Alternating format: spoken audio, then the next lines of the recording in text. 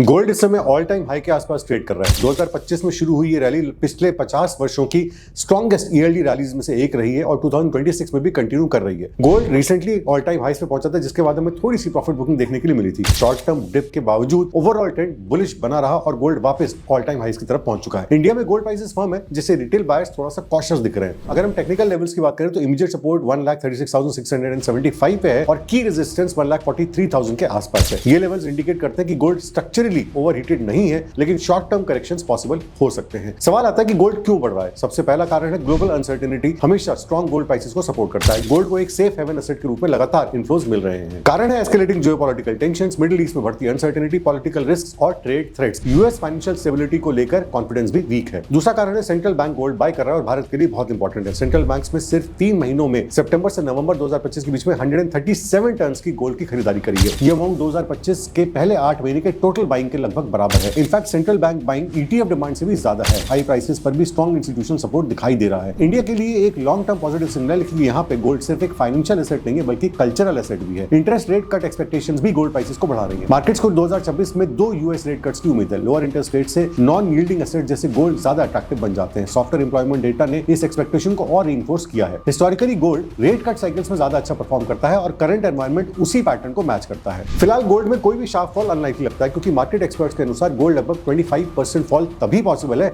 जब 3 कंडीशंस एक साथ मीट हो। सबसे पहले इन्फ्लेशन में शार्प गिरावट आए, एग्रेसिव इंटरेस्ट रेट हाइक्स हो और तीसरा स्ट्रॉन्ग यूएस डॉलर रैली हो। तीनों का एक साथ होना कॉम्बिनेशन पॉसिबल नहीं है। फिलहाल इनमें से कोई भी कंडीशन मौजूद नहीं है, बल्कि ongoing geopolitical risks, continued Asian demand और सेंट्रल बैंक एक्यूमुलेशन की वजह से गोल्ड प्राइसेस फ्यूल हो रही है। ये फैक्टर्स प्राइस कंसोलिडेशन या मिड करेक्शंस की तरफ पॉइंट करते हैं, ना कि किसी क्रैश की तरफ। गोल्ड अभी भी क्लियर बुलिश ट्रेंड में है। शार्प रैली के बाद वोलेटिलिटी देखी है, जो कि नॉर्मल है। कमोडिटी इंडेक्स रीबैलेंसिंग के कारण टेंपरेरी प्रॉफिट बुकिंग हुई थी। ओवरऑल ट्रेंड स्ट्रक्चरली इंटैक्ट बना हुआ है। फिलहाल अगर गोल्ड को बाय किया जाता है तो शॉर्ट टर्म में एक हाई रिस्क कैरी करता है, क्योंकि शॉर्ट डिप आ सकता है। Gold as an investment for Indian retailers इसलिए वर्क करता है क्योंकि लॉन्ग टर्म होल्डिंग हमारे यहाँ बहुत अच्छी है, पोर्टफोलियो को हेज करने के लिए भी अच्छा है और ग्लोबल अनसर्टेनिटी और करेंसी रिस्क से भी प्रोटेक्शन देता है।